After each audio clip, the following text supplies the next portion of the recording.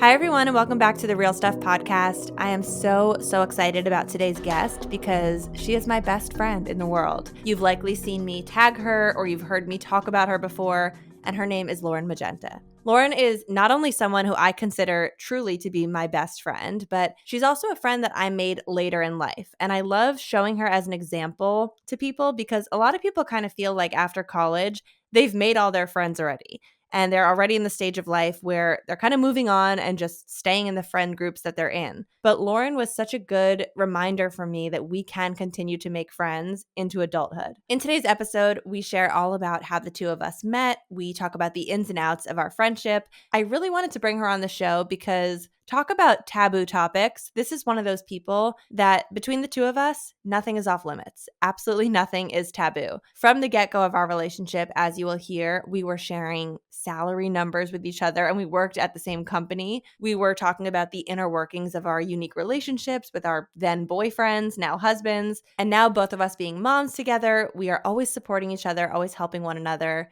I feel like we've been through so many seasons of our friendship. There are some times when one of us will call the other and be like, I really need to vent about something, or I need your opinion about something. And we will just share some of the deepest, most intense secrets of our lives with each other. I think my overall favorite message of today's podcast, as you will hear, is Lauren's whole theory about how when you help and support the people around you, all tides rise. Especially for people who work in the same industry, it can be really easy to get competitive with each other. There is a lot of competition in the content creator space, and as you know, Lauren is a content creator in her own right. She's a little bit more of a content educator now with the programs that she creates. But the two of us were on a very similar path very early on in our careers. And the fact that we've only continued to support the other and bolster the other one up, I think is really unique because in this industry, you can get swept away in comparing yourself to others around you and feeling worse about yourself if someone else succeeds. And I really just think Lauren and I have such a lovely example of a very positive and supportive friendship in every single way.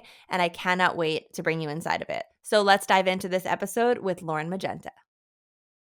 I'm so excited to have you here. And I have been wanting to bring you onto the podcast because of so many reasons. Primarily, I think it's fun to bring your best friend on and to just get to chat for an hour as part of your work. Secondarily, I think we have an interesting relationship being such close best friends that met later in life. And tertiarily, what's the third? How do you say that? Thirdly, we are in the same industry. I know. We've had such an interesting working relationship that has transferred into a friendship. And I just think we have a lot of interesting things to share. Yes, I would agree. And I also want to say, what was it? 2 years ago, 1 year ago, I watched your sample episode of this podcast. And maybe it is a little different than this episode, the goal of the podcast. And I remember like, oh, I want you to be on it. And I remember being like, I don't think I'm ever going to be on this. So when you asked, I was like, wait, this is absolutely perfect. I can come and we can chat. And I'm not drilling you about sex, money, or mental health because the truth is I know all of that about you already. I was going to say, we just weren't recording. It's interesting to give insights into different people for different reasons. And for you, I actually think my audience and my followers are probably most interested in our friendship, our dynamics, and how it all works. Totally. I agree. Also, how we met and when we met. I remember having a very vivid conversation with my dad, like after college or going into college, saying, I can't have any more friends. I'm stacked with friends. And I remember, like, I was young and he was like, you are like, ignorance is bliss. Like, I met my best friends after I met my best friends once I had kids. And you are such an amazing example of that in my life. Well, let's talk about when we met because Okay. I remember it like minute. just yesterday. I remember the minute. I remember the second. But it does go back to before I walked through the doors of Refinery 29. Around, it must have been summer of 2015. I had just gotten hired at Refinery 29. I was about to move from Ogilvy to Refinery. Yeah. And I had just gotten the job. And I remember I was out with Michael's family on Long Island, and Michael's cousin was there, Rachel, if you're listening. Hello, Rachel. She's in the media space. And I remember telling her I just got this job at Refinery 29. I'm going to start September 8th, 2015. And she said to me, do you know a girl named Lauren Magenta? I said, no. So she pulled up your Instagram. Immediately, the first thing that jumped out to me was your last name being Magenta. What an amazing last name. It's real. Everybody asks. I remember thinking, oh, this girl is so cute. So at the time, you were kind of, I guess I'm going to call it like up and coming in the food scene, Food. influencer style. You Yes. had maybe 15,000 followers at the time, 10, 15,000. No way. We were both under 5. Really? I thought so. Yeah. I thought my memory of it is we were both low, like under 5. I had just jumped from Martha and I definitely built something there. So I had built Maybe something. you had like 5,000. Fine. I'll take that. In my brain, I was like, this girl's famous, influencer. And your last name was Magenta. So it stuck in my mind. And I just remember thinking, I'm going to remember this girl when I meet her. And I'm excited to meet this person. Fast forward a couple weeks. I started at Refinery 29, September 8th, 2015. I love that you know the date. I do because it was also my friend's birthday. I'm getting a little tour of the video floor. The door flies open to the boss's office. This is like where the heads of the video department sat, the 2 heads. And there I am. And Lauren's desk is like right in between the 2 heads of the video department. And I just remember opening the door, someone pointed and said, "That's Lauren Magenta." And it hit me.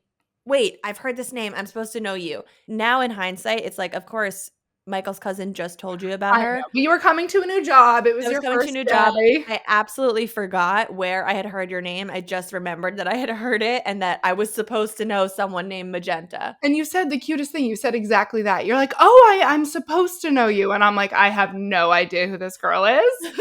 I was like, wait, someone told me about you. Yeah. And you were like, who? And I actually couldn't figure it out until maybe midday that day. And did we agree to get coffee in that moment? I think we did. We were just Yep. like, oh, let's get coffee in the refinery. I think we said, let's get coffee. Oh, the refinery. So in Refinery 29, there was a communal space called the Refinery, which was basically just tables. They had a little coffee station. You said to me, let's grab a coffee in the refinery later today. I was like, I have a date with Laura Magenta. I don't even remember why I'm supposed to know her, but I know her. I'm supposed to date her. We just kind of made a plan to get together. And it wasn't until that meeting when it hit me, oh yeah, Michael's cousin mentioned you, and you kind of loosely knew Michael's cousin through the industry. So we had this sort of immediate tie to each other. Fast friends. We took ourselves out for coffee immediately and started chatting, I'm sure, about our lives and our past jobs. You came from Martha Stewart. I came from Ogilvy and Mather. We gave each other the rundown on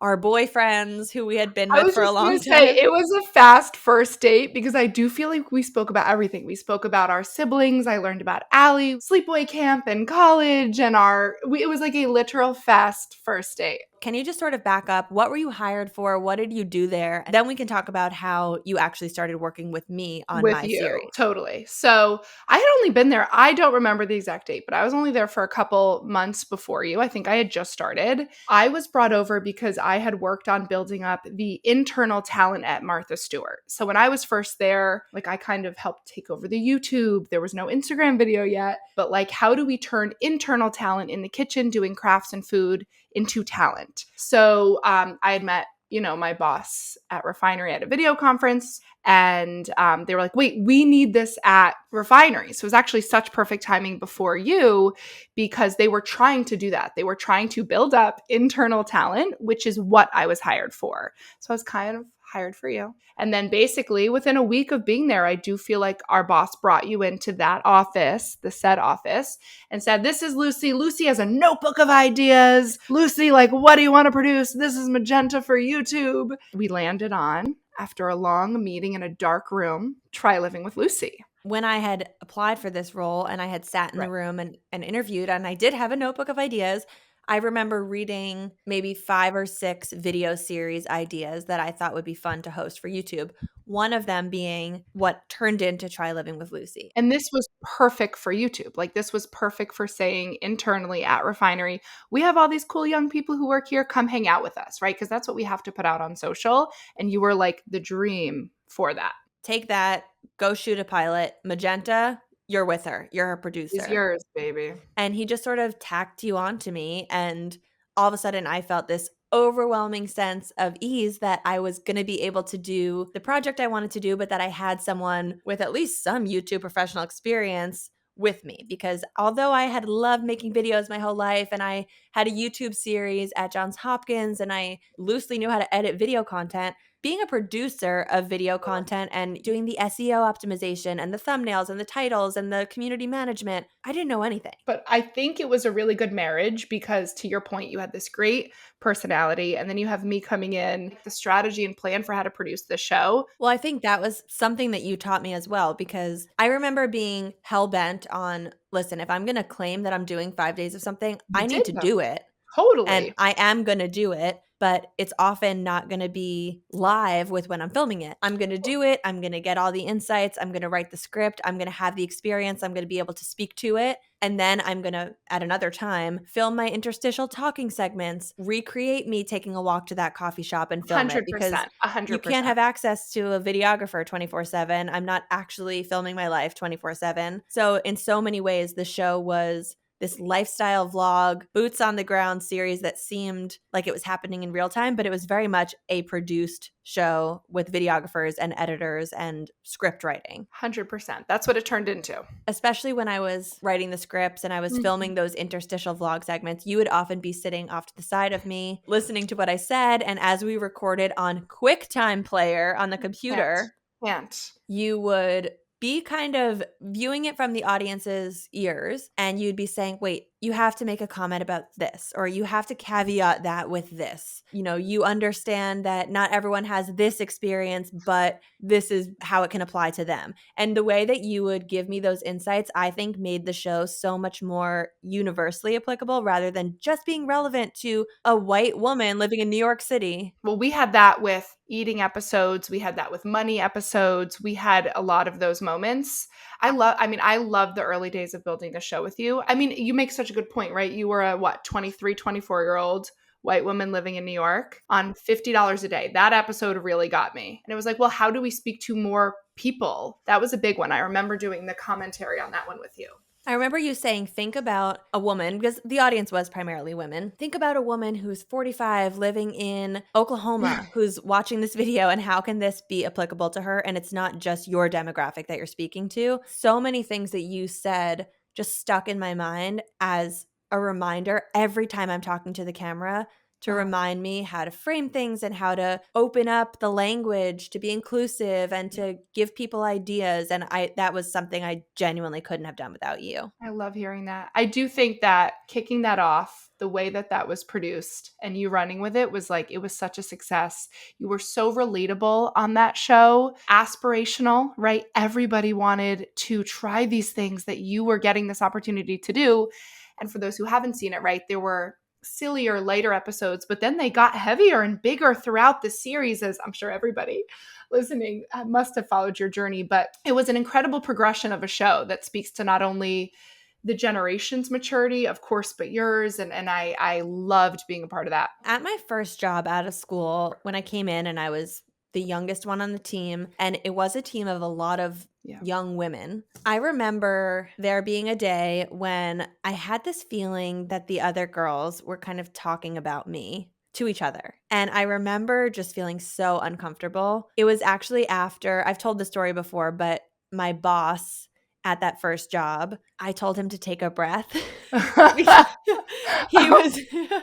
He was really getting riled up about something, and in the most benign way possible, I thought we were bantering, and I said something to him like, we're going to have exactly what you need at the exact time. Just take a breath. We've got it. I was trying to shoot the shit. And he called me into his office that day. I get one of the girls coming to me, tapping me. So-and-so wants to see you in his office. And I went in, and he looked at me and he said, do you know all the things that I've had on my plate this week? And I was like, no, I don't think so. You know, what's going on? And he said, well, we are going to Cannes for the film festival, and I'm working on this brand project for this, and I have $1 million budget to work with Phillips, and I have this and that and this and that and this and that. So don't tell me to take a breath. I don't need to take a breath. My heart sunk. I remember. I don't know this story. Oh my gosh, it was like the most I felt like it was one of those moments I was confident I was in a dream. I was like, I'm going to wake up any second. This is not real life. Wait, this is like the time Martha came to my desk to ram me about Easter egg videos. But yes, I know the feeling. I The know same feeling. dreaming. I was dreaming. 100%, I was not awake. And I remember just thinking, wow, I loosely remember saying, take a breath. But the way I said it was I thought we were in it. I thought we were vibing. I thought you were going to laugh at that. Like I am a very, very respectful person. I am not You a did not mean harm. Yeah, yeah. No, I'm not like a unruly millennial. I just was so crushed that he took it offensively. And I tried to explain myself and I was like, I just don't even know what to say. I'm so sorry. I genuinely didn't mean that. Long story short, he forgave me. I left the office. And from that moment, I felt like everyone was like giggling about me for something. I hate that. And it was such an uncomfortable feeling.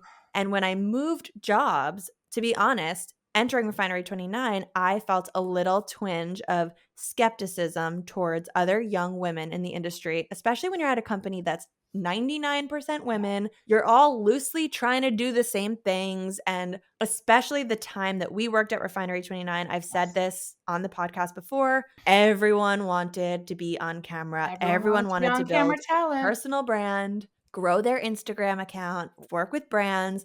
It turned into everyone vying for the same positions, Yes. being partnered up with a person who kind of had similar aspirations. There is a world where that partnership would not have worked and where we would have immediately felt this, we're the same age, we have the same goals, we're competitive We with each never other. felt that. We never. I can say in my core, To my core. to my core, I never felt competition with you. And I do agree. Like at the end of the day, I've done on camera talent, I've produced on camera talent. I think we've had similar enough journeys, very different, but similar enough that two other people would have competition. I've never felt it with you. I don't know how it worked, but we clicked. One of the reasons why it's so amazing that we never felt that with each other is because it's not like the whole time you were set on, I just want to be your producer and work behind the No. scenes. I mean, listen, we were all trying to grow our personal brands and we were all trying to get as many likes and followers and have as many people view our videos. And you and I even co-hosted a live show at Refinery 29. And for a hot second, you were aspiring on camera talent in your own Yenta right. Magenta, don't you remember? Yenta Magenta. I had a show. I helped people redo their dating apps. Yenta Magenta is for later. But yes, I had on-camera presence, but not like you. I feel like when I think of our social media accounts and how they were growing in tandem, Yep. maybe you were right that you had 5,000 followers or something when I first got there. I very much went into Refinery 29 with like a very small following. And my followers had only been there from some stop motion stuff I had done. You had been posting a lot of like good quality overhead flat lays of food on seamless Beautiful paper. food. On seamless paper. And I remember seeing your social following going up to 4,000 and then mine would go up to 2. Totally. And then mine would go up to 5 and yours would go up to 6 and then you went went up to 10. 150. The cruise is where it did take off though, if I remember correctly. You and I making content on the cruise episode. So people who don't know this, we did one episode of Try Living with Lucie sponsored by Carnival Cruise Line. Best brand deal ever. We got to go on a cruise ship for a video. And I'm calling it a ship because we kept calling it a boat and the They are brand not kept correcting boats. us. They We are are not not a boat. boats. We are a ship. That is the phase of where you took off. Yeah, for sure. I remember because you were also making those for Snapchat and Snapchat was exploding.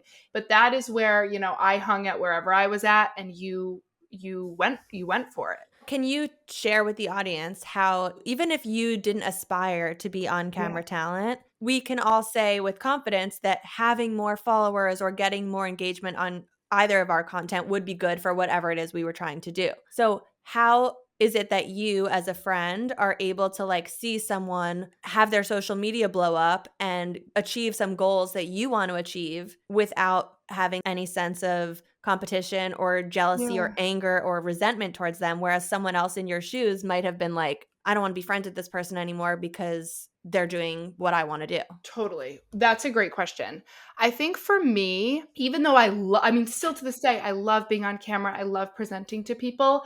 I don't think my goal was always personal fame, if you will, whatever kind of fame we want to call it. I knew that it helped what I wanted to do. You have to remember, before Refinery at Martha, I helped produce 6 series of internal talents that were getting millions of views, and they were growing their channels in a huge way. And I had very little, if no, on camera space for Lauren there. So I had already helped, what I would say, grow success that had nothing to do with me. And I felt nothing but pride. And honestly, it was very empowering to me. So you weren't the first one, I would say, helps. I think also knowing, like, personally what my goals are as a woman, as an entrepreneur, I think having social presence for me helped, but you were literally achieving your goals. So how could I be nothing but excited for you? And I was doing mine, which were ever so slightly different. I don't know. Is that crazy to say? How could I be nothing but happy for you? Well, I think it speaks to you as a person because, I mean, if I were to answer that question for you, if someone were to say to me, how is it that Lauren was able to help you grow your brand and business alongside of you? And this is the answer I have for myself often when I feel like Yeah. I'm able to be that way alongside other content creators is you are just so set and secure in who you are and your life. You are surrounded by so much good, from your partner Stan to your family to just your inner confidence that comes from within, that seeing other people have success does not do anything to you. Thank you for what you said. I would say that success has always inspired me, and maybe that's a good thing about working for yourself, is instead of getting down about other people's success, saying, wow, I'm also very, I feel like, like, I'm very strategic and I like to zoom out. So it's like, okay, well, if they wanted this goal and they got there, okay, how did they do that? Okay, how can we apply that to now other people or myself? Something that you and I have always said, and other friends that we've kind of grown up in media alongside, is I have found that being supportive to other people through their dreams, helping them get there, or just showing support has done nothing but all tides rise for all of us. There is enough business work and brand work for you, for me, whether we're doing similar things or kind of semi-adjacent, that if you just support the people around you, all tides rise. I've not only believed that, but seen it time and time again. And I think you have to, especially for women in business and female entrepreneurs, you have to believe that, or it's going to be a tough road. It is going to be, we've been doing this. We've had, even at Refinery, we had side hustles and we were doing nothing but supporting each other, helping us write contracts, helping each other write emails back and forth to brand, negotiating dollars. I was negotiating dollars with you and vice versa that we were not going to make. Right. Right? Like, don't you think that's also quite unique? That's where I was going to go with this discussion next, was onto the money side of things, because I doubt it was at that first coffee date, but almost pretty quickly into our time at Refinery 29, I'm pretty sure we shared our salary with each other, which was another reason why someone from the outside might say, oh, this is going to get sticky. There's going to be competition. I don't even remember. What was your first salary at Refinery? Do you remember?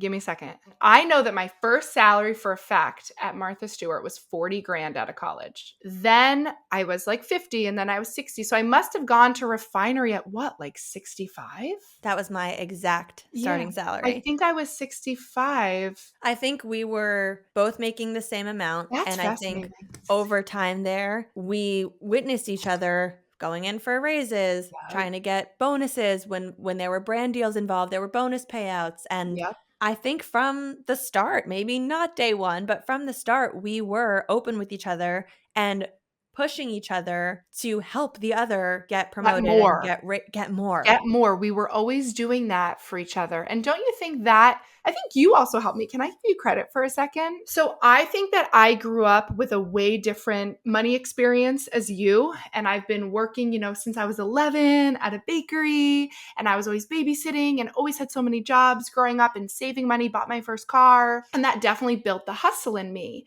And I say to this day in my mid-30s to my husband, I'm like, Lucie just taught me that you can just ask for whatever you think your worth is, because the money isn't yours yet. And I think that was a lesson that you had taught me really young, like in these first years together. Like, oh, well, if you think it's worth this, ask for it. The worst that can happen is they say no or they negotiate down. And we were so young doing this. What were we, 23, 24, 25? Right.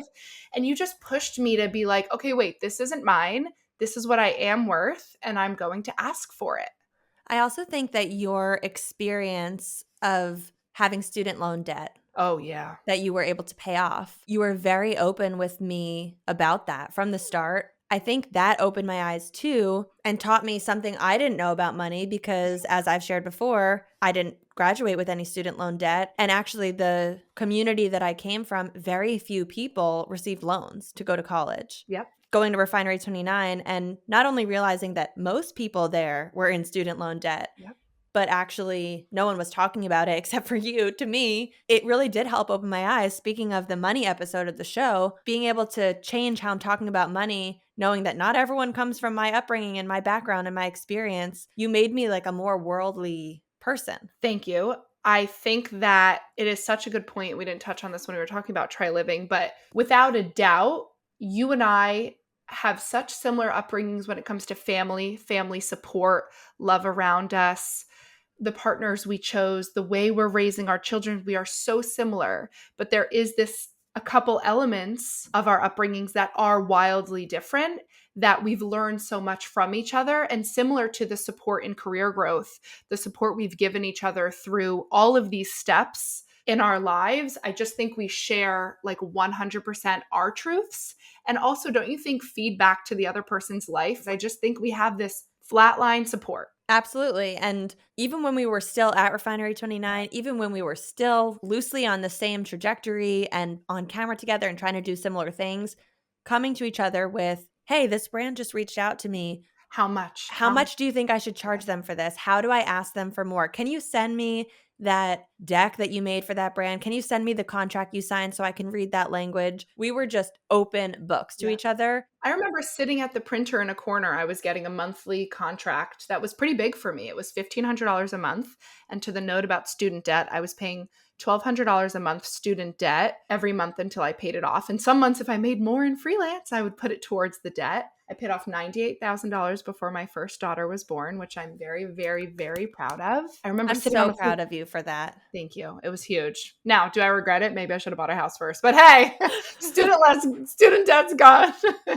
I remember sitting on the floor with you and you're like, well, this is the amount you have to ask for. And I got it. I just got the email back being like, okay, great. That's what you're worth. And you coached me through that. We coached each other through a lot of our growing up in media. Even supporting each other, not just financially or with teaching each other how to ask for things, but on the social media platforms, constantly sharing each other's work with whatever following we had accrued, liking, commenting, being the first to engage with each other's posts. And I think in our world that goes a long way. I think we would both see if we drop a comment box or a question box on our stories and ask, how did you first find me? So many people found me through you. So many people found you through me. Versa. I always get the Lucie's. Oh, I was following through Lucie. I found you through Lucie. I mean, that's incredible to hear. And yet still to this day, right? We look at each other and we're so grateful for that. I feel like we both feel it was a unique time. We couldn't create that. I don't know if two people could create that today. I remember when you left Refinery 29, you went to Spoon University.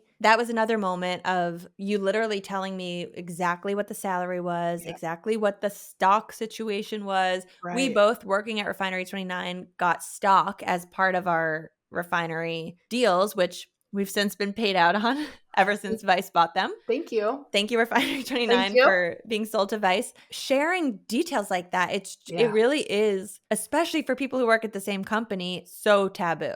Well, I think you're right, because the more I think about this, I do think with other people at the company, couldn't that have been trouble? Like if other people found out what so-and-so was making. I do remember when you were getting brand deals. That was something I was not getting.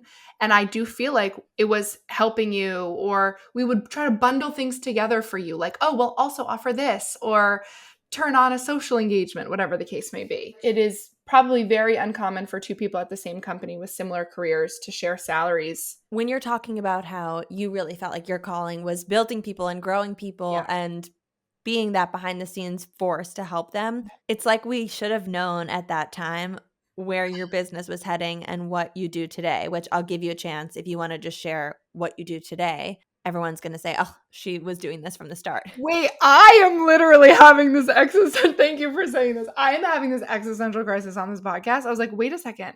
I've been doing this since my literal first job. Yep. LOL, I help people and brands grow on social. That is what I do. I have a program called Own Your Brand.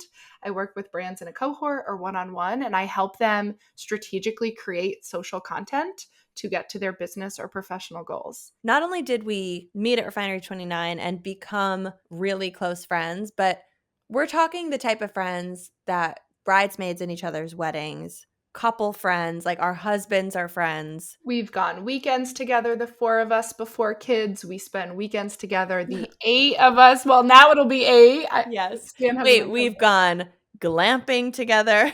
Oh, I can't. That's not for this podcast. Lucie glamping is a different episode, and everybody needs a glass of wine. Try glamping with Lucie. We are really, really best friends. So I just need to preface this. When you had Avery, your first daughter, that was when I think I must have still been at Refinery 29, or I was on my way to start working on my own. What year was it? 2019? No. Yes, 2019. August 2019. I think you had already left. Well, 2019 was the year I transitioned out. Yeah. Okay. You had your daughter, and this was actually, I was engaged, but Michael and I were not married yet until the September 2019. Lauren is such a good friend that she came to my wedding as a bridesmaid when she was, 2 weeks postpartum? Almost 3 weeks postpartum. Pumping in her dress. Oh my gosh. Brought the baby, like things that someone normally says, congrats on your wedding, but I can't make it. I love you so much. In hindsight, I don't know if I could do that for anyone or you ever again. Everyone's like, oh, do you miss her? Mind you, I'm like still bleeding. My boobs are pouring into these pads in my bra at the wedding. I'm like, no shit, and I'd be like, oh yeah, obviously Stan's such a great dad. He's with her. Mind you, I'm in the bathroom like bawling with your sister-in-law. Like, obviously I miss her. What? How are you supposed to answer these questions? Having had a baby now myself, it's one of those scenarios where you can't, until you're in hindsight and until you go through it, actually think back to how you put someone through that. And listen, I don't think I demanded you come. If you had said, I can't come, I'm 3 weeks postpartum, I probably would have been sad, but I would never have lost you as a friend over it or made you feel bad. I didn't come to your bachelorette because it was somewhere with Zika. And I did quite clearly say, I'll take you for a Manny. I'm not coming. And I was very much like, of course, stay Zika safe. After you had Avery, it was just before COVID. We had like a good 6 months before COVID. I came to your apartment in Queens regularly. That baby was my baby. I mean, we have pictures. She honestly looks like your baby still to this day, more than she looks like my baby. It's true. She does. It's quite bizarre. You becoming a mom a few years before me was a game changer for me because I was already the first of my friend group to get married. I was already the first of my friend group from both high school and college to have a baby.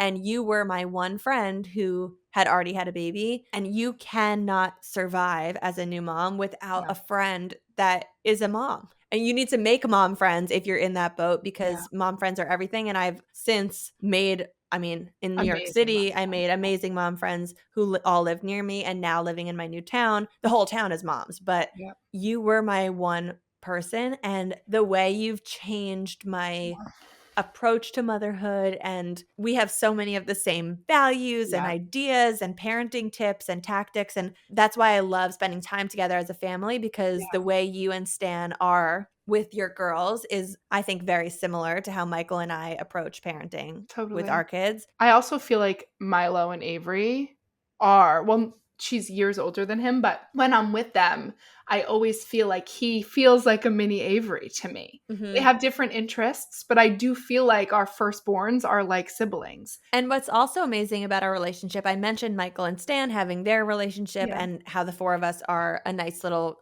quad pod, but it's so interesting. We talk frequently about who is like the other in our relationships. because there is a part of us that is so similar, you and me, Yes. and a part of our husbands that are very similar to each other. Can I say what I really think? I think you and I complement each other and our husbands complement each other for sure.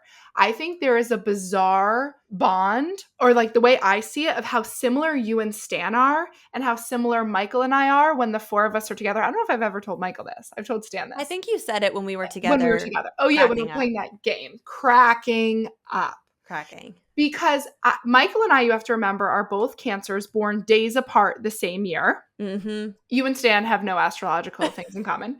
But the way you two look at life is different than us. I feel like Michael and I are a bit more emotionally connected.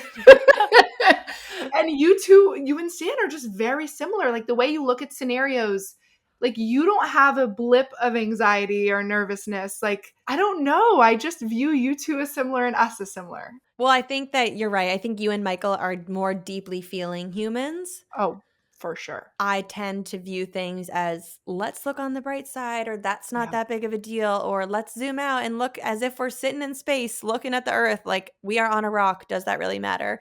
And that's a little hard for Michael to feel sometimes in the moment. But I do feel like that is Stan's general. I mean, that's Stan's. Yeah, Brush it off Stan is approach. exactly like you.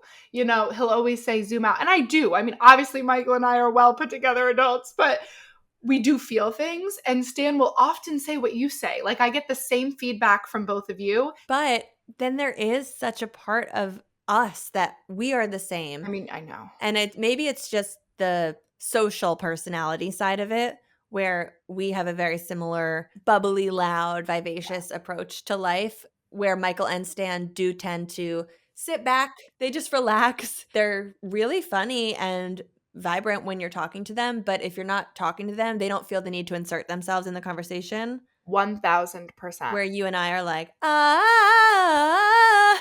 I saw that reel you posted the other day. I said, how self-aware is she? No, for sure. They both are incredibly intelligent, great personalities when connected, but they also are private people. Mhm. Neither of them on social much, if that's the right way to phrase it. Yep. I think the last time my husband posted on social was when we got married. I think maybe the same for Michael, maybe honeymoon. Yeah. And it's like they're the most connected, bonded husbands, and yet they just don't present on social. And then same in social settings. I don't think they're vying for the attention in the way that you and I are. No. Oh God, is that terrible to say?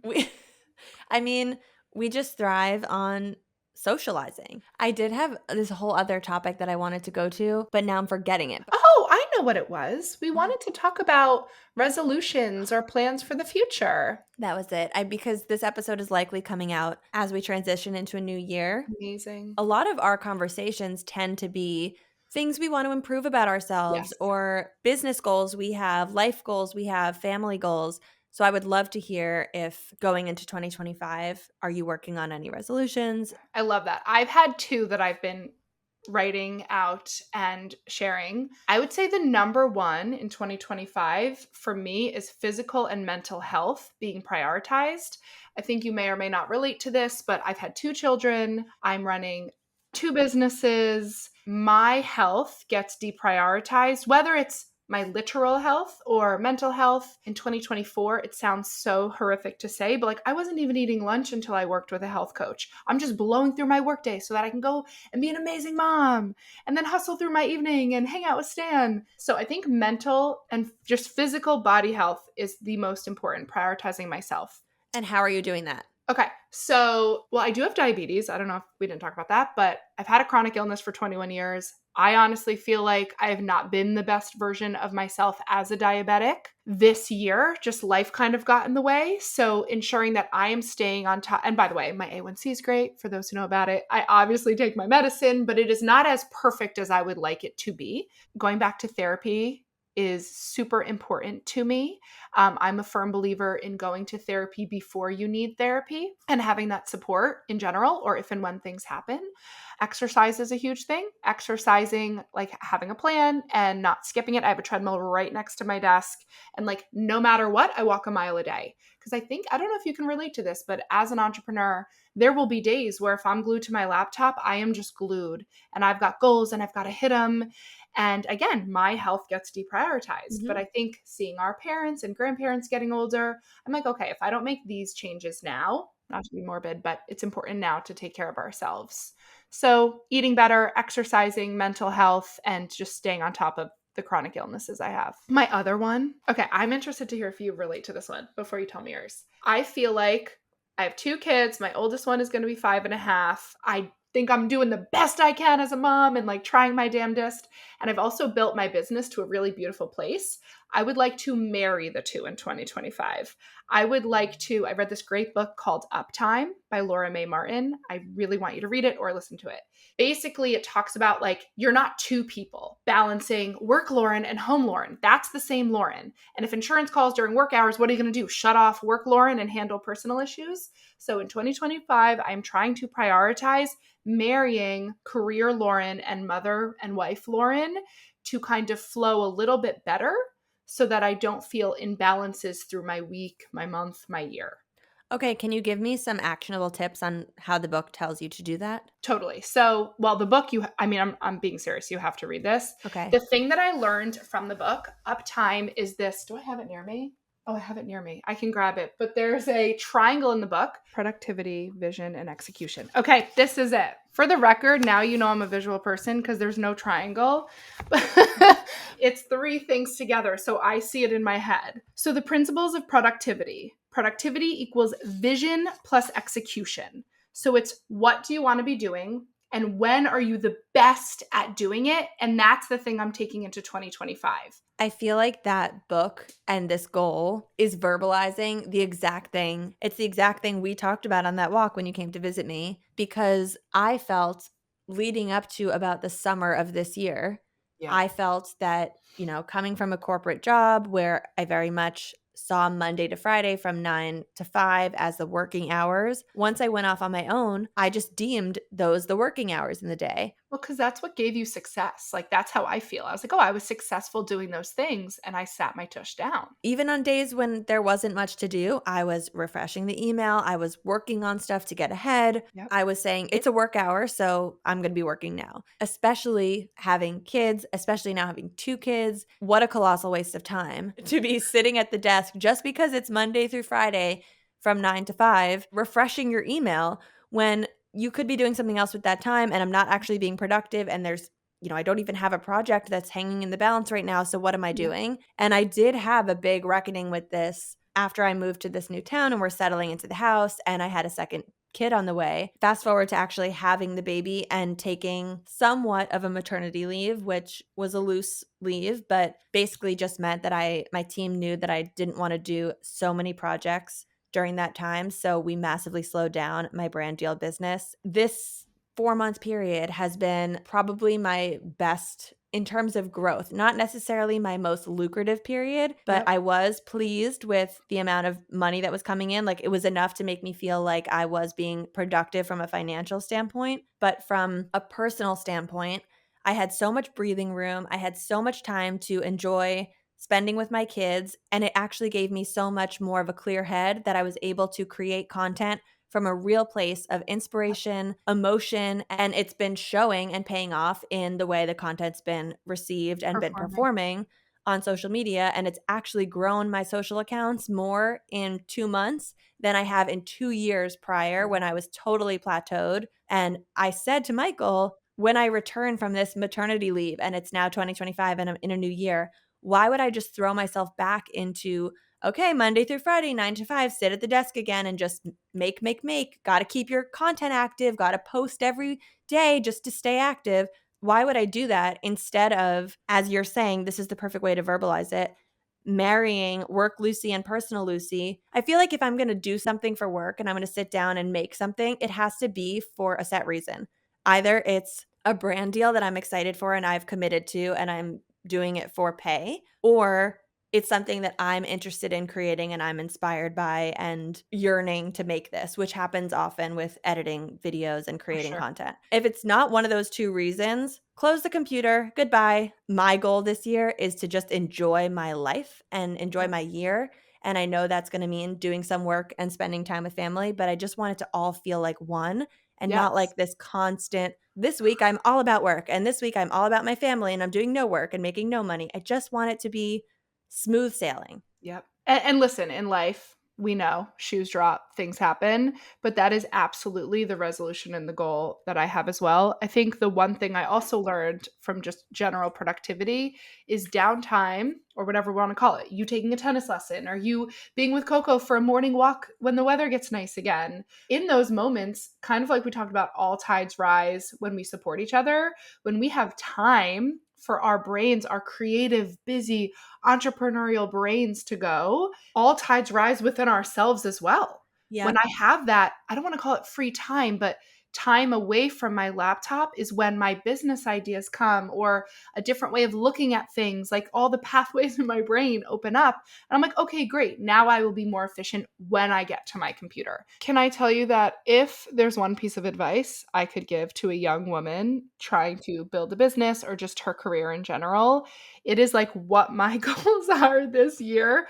Like, just the prioritizing health. This year I put from 8 to 9:30 Monday through Friday workout on my calendar, and I hit it 3 to 4 times a week. Sometimes it's a mile or two on the treadmill. Like, it's nothing tremendous, and sometimes it's a full lift, and sometimes it's Pilates, but I don't think I prioritize those things early, and I wish I built those systems early in my career. But hey, we're all here to continue to live and be on our journey. It's a great priority to have. Some other more in the weeds goals that I have too Tell that me. stand out to me. I guess they're just areas that I've felt like have not been optimal in 2024 and where I want to improve. Number one, Michael and I have so much trouble getting ourselves to bed at a good time. From the moment both kids are asleep, which is usually about 7:45 to 8 p.m., that is our time window, especially now that he's back at work. He's off of paternity leave. That is our time for so many things we want to do. It's just time for each other, time to watch the shows that we want to watch. We have like a whole list of shows that we're trying to get through. TV is so good these days, and Yeah. we want to watch it. It's also our time individually to kind of start checking off to-do list items, things we couldn't get to for the day. And it's also our time to just decompress. And that's when I use my sauna that I put in that I'm so excited about and was one of my best life purchases ever. Okay, I need that next time I come. Absolutely. It's the best. Michael sometimes just wants to watch sports and just Right. catch up on his passions and interests. And it's like by the time we are both done cleaning the house, done tidying up after dinner, done doing whatever personal things we need to do, and we're washed up, showered, and in bed, I feel like it's a ticking time bomb of if we do not turn the lights off and Yeah. get to bed by call it 10:30, I know I'm going to be less than optimal tomorrow. I You're know now we have a wake up time with our kids. So right. 7:15 to 7:30ish is our morning time. Coco actually wakes us up a little bit earlier, but we don't go in to get her until her morning feed at 7:30. But we start hearing them, Yeah. maybe 6:45 or 7. Last night, for example, I fell asleep. I can see on my Aura Ring. I fell asleep at 10:26, which is amazing. And I literally woke up at 7:26. So that total is 9 hours, but because of waking up in the middle of the night, kind of tossing over, every night I have at least 30 minutes of awake time that's just logged in my Aura Ring. So that gave me 8.5 hours of sleep. That was an amazing night of sleep. I feel so good. In a typical night, we're going to sleep closer to the 11:30 mark, maybe Yeah. even 12. And That's when you us. actually factor in those middle of the night wake ups, and actually sometimes it is the baby crying for a period of 10 minutes in the middle of the night before she puts herself back to sleep. So it's extended wake ups. If I get up in the morning and I have gotten less than 7 hours of sleep, I am just unwell. Michael can actually handle it. He can run on way less sleep than I can. I just feel so unhappy in those Yeah. days, and I don't even need to look at my Aura Ring to see how much sleep I got. It's to the point where I can say I think I got 6 hours 6 and 50 hours. minutes, and then I'll open my app and it's like, there you go. Well, can I throw something at you? Mhm. I feel like if you're reprioritizing your time and your productivity through the week, hopefully this is something maybe Michael can do too. Why can't you, all those things you're trying to do in the evening before you get to spend time with him, do those during the week? Bake those in. Because then if you're able to prioritize some of those personal things you want to do into your day, what if on Wednesdays you say, okay, I do the sauna and I'm not to my desk till 10 or 10:30? Absolutely doable for me. My job is Yeah. so flexible. I feel like oftentimes I'm the one who's like, we're going to bed by 9 and I can be in bed at 9. Yeah. It's Michael who's the problem because his job is more you Yeah. actually do need to be glued to your desk Monday through Friday 9 to 5:30. You have other people depending on you. You work for a Right. corporation. He struggles to find time to go to the Right. dentist. He struggles to find time to get his hair cut. We've had this discussion back and forth where he knows that it's a priority for me, but he also is just feeling the pull to give himself some me time at that time Right. of day. And so when I'm saying turn off the TV. I know the show's good. Turn it off. He's like, no, no, no, 10 more minutes. Come on. Like, Yeah. I need this time to Yeah. unwind, which leads me to my second goal, which is I absolutely need to stop scrolling on my phone before bed. Okay, I didn't say that as a goal, but that is a goal. I don't want to sleep with my phone anymore at all. And you can relate to the fact that I've trained over 5 years to sleep with my phone because of the baby monitor. Yep. And the tip I give all new parents, and we have the Nanit, we love it. We've been using it for what, 5.5 years Mhm. now. But I do recommend if you are a new parent, go to Costco and buy the camera and the display. Those ones that they sell at Costco, that's just camera and a monitor. Yeah. And that's what I slept with because I Like am VTech. yeah, I was gonna say Motorola sounds Motorola. Yes. familiar, and I wish that I had that as well. Yes, I'd always have the Nanit. We leave the house, I go to work, I can check in, but there was just one in the room that I slept with because the habit of going to bed with your phone is horrific. And with the Nanit, I mean, the way I sleep with the Nanit is I now have the split screen. So there's two I know, I cameras. know. I have the sound on. I bump my phone's volume to about the halfway mark. So it's not that loud, but I also sleep with foam earplugs in. So I can't hear anything unless they're crying. Okay, Bring my phone's brightness all the way down. My phone is set to never lock. So it does not lock when it's untouched. okay, And I plug it in so it's charging all night and it's face down on the lowest brightness. So it's not casting any light in my room. And when I roll over in the middle of the night, if I'm feeling inclined to look at the Nanit, I literally just flip my phone over and they're there kind of dim. okay, fair. I'm only really checking for seeing them. It's not like Right. I need to hear much, but that's how I sleep with the Nanit. It causes me to have, 18 hours of Nanit screen time a day. Okay. But I don't even feel like I have trouble with the Nanit overnight so much as I do before bed. My happy place is TikTok and Yeah, Reels. And I am just scrolling. I'm hysterically laughing. I save things to show him later. It's like an actual joyous time of my night. totally. But because I am able to get myself into bed sometimes an hour before him, I end up I hear a voice in my head saying, read a book, put it down, listen to a podcast, do something else. And I am addicted. It is Yeah. there are addiction chemicals swirling through my brain from No, for every hit sure. of dopamine that I get from watching this content. And then the moment Michael gets into bed and it's like, okay, phone down, TikTok app closed, I can feel my eyeballs jittering. So why don't you put a physical stop in real life? Like you flip your phone over, the Nanot's plugged in, all the things you have to do before bed.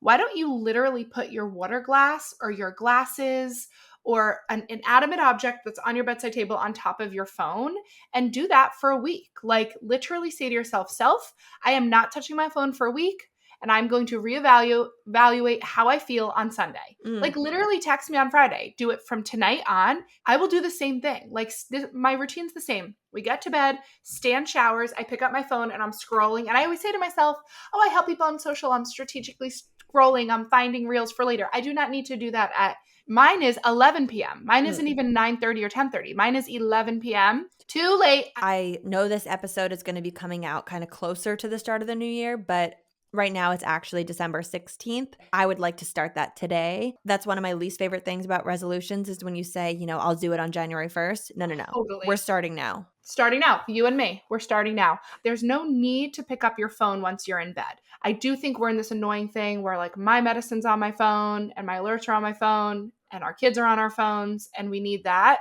but we don't have to pick it up mindlessly before bed. It's not needed. Agree. The moment we're in bed and our butts hit the bed, the phone goes upside down with an object on it. And if we are looking for something to do, we can turn on our TV if we want to watch a show. We Read a can book. pick up a book and read a book, but no more phone. No more phone. It's not needed. This is something we've been talking about for 5 years. And I've always just blamed the diabetes and blamed the Nanit.